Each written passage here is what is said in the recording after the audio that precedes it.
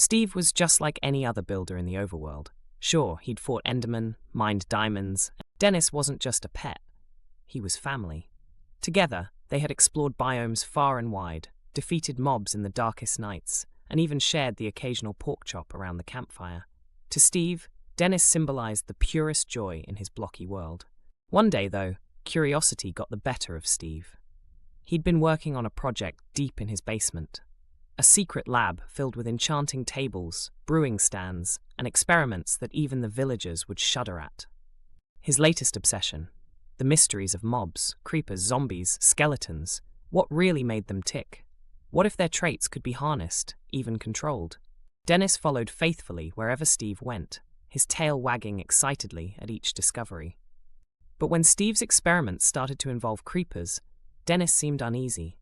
He whimpered when Steve placed gunpowder on the crafting table and barked nervously at the glowing green essence Steve extracted from trapped creepers. Steve reassured him with a pat on the head. Days turned into weeks, and Steve's experiments grew both more daring and dangerous. He started theorizing, what if mobs weren't fundamentally bad? What if they were misunderstood creatures bound by some corrupt force? What if the qualities of a creeper, explosive energy, unrelenting persistence, could be given purpose? And what if a trusted being could embody those traits without succumbing to destruction? That's when the idea formed. Dennis. At first, it was just curiosity, Steve told himself. A little sample here, a drop of potion there. He began crafting a serum, a mix of creeper essence, redstone energy, and enchanted glowstone dust. It shimmered ominously in the vial, pulsing like a heartbeat. Dennis sat at Steve's feet as he peered into the bubbling cauldron. Steve crouched down, holding the vial in his hand. Dennis, think of all the adventures we could go on.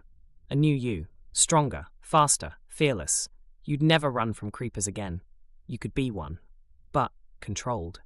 Dennis tilted his head, not comprehending the words, but sensing the tension. He barked once, a sound of excitement or warning, Steve couldn't tell. He decided to press on.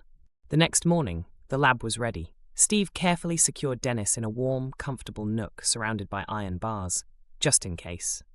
The serum glowed unnaturally as Steve injected it into Dennis's paw. At first, nothing happened. Dennis wagged his tail and tilted his head lovingly at Steve. Relief washed over Steve. It hadn't worked, or so he thought. Hours later, as Steve mined beside the lab, he heard a deep, guttural hiss, the unmistakable sound of a creeper charging up. But it wasn't coming from outside. It was coming from inside the lab. Steve froze. "Dennis?" he called, his voice shaky. No bark responded. Slowly, he stepped into the lab. There stood Dennis, or what had once been Dennis. His blocky frame was glowing faintly green, pulsating with the energy of a creeper. His black eyes now carried the ominous deep stare of the mob Steve had feared since day one. But there was something else. Dennis's tail still wagged, albeit slower, deliberate. Beneath the creeper transformation, Dennis was still there. "Dennis!" Steve gasped, both awestruck and horrified. As the glowing creature stepped forward, Steve realized just how far he'd gone with his quest for control. Dennis was no longer his dog. He was transformed into something extraordinary and deeply unsettling.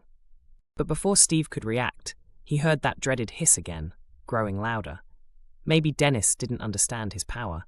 Maybe he couldn't control it yet. "Dennis, stop!" Steve shouted, grabbing a shield from his chest and bracing for impact. And then silence. Dennis stood still, his glowing frame dimming. He didn't explode. Steve let out a shaky sigh of relief. Dennis still had control, barely. "Buddy, what have I done to you?" Steve whispered, kneeling down. Dennis licked his face, his creeper green energy crackling softly. He wasn't angry or confused. He was himself transformed.